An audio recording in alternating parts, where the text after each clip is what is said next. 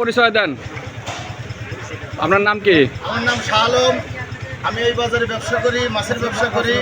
আমরা কাস্টমার পাই না, পানির কারণে অনেক বাড়িওয়ালারা পানি ছাড়ে, জায়গাটা নিচু, এই জন্য পানি ভরপুর হয়ে যায়, ক্রেতারা আসতে পারে না।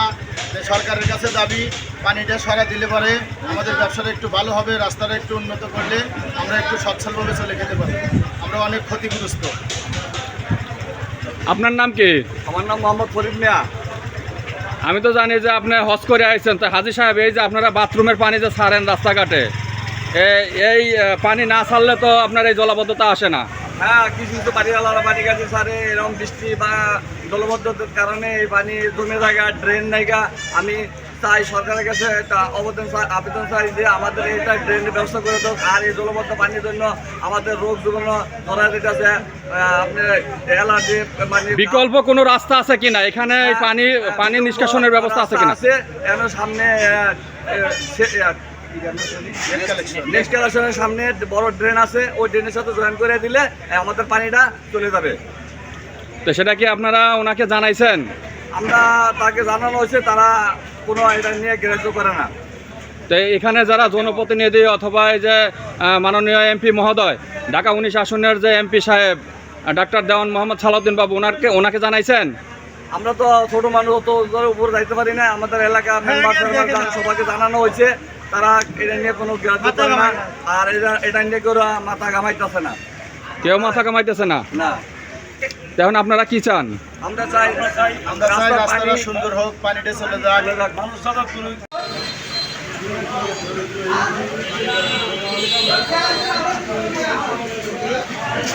একটা কাস্টমারও নাই।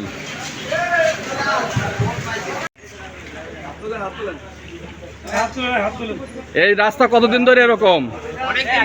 হ্যাঁ, অনেকদিন ধরে। সারা বছরই তো এরকম থাকে নাকি? বছরে 12 মাসে। আপনার নাম কি? আমার নাম রাসেল।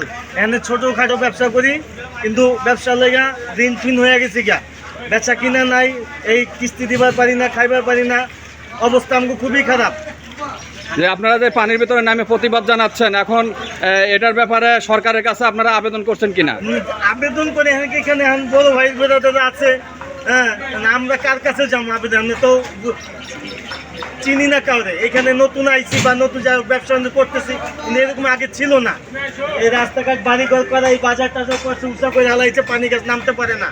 বাজারে তো লোকজন কিছুই দেখা যাচ্ছে না। বাজার আছে কিন্তু লোকজন নাই, দোকানদার আছে, লোক মানে ক্রেতা নাই।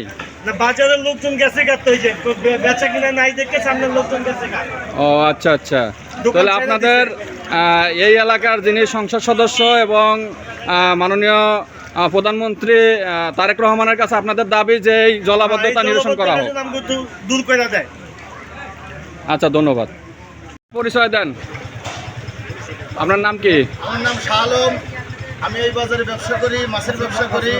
আমরা কাস্টমার পাই না, পানির কারণে অনেক বাড়িওয়ালারা পানি ছাড়ে, জায়গাটা নিচু, এই জন্য পানি ভরপুর হয়ে যায়, ক্রেতারা আসতে পারে না। সরকারের কাছে দাবি পানিটা সরা দিলে পরে আমাদের ব্যবসাটা একটু ভালো হবে, রাস্তাটা একটু উন্নত করলে আমরা একটু সচ্ছলভাবে চলে যেতে পারি।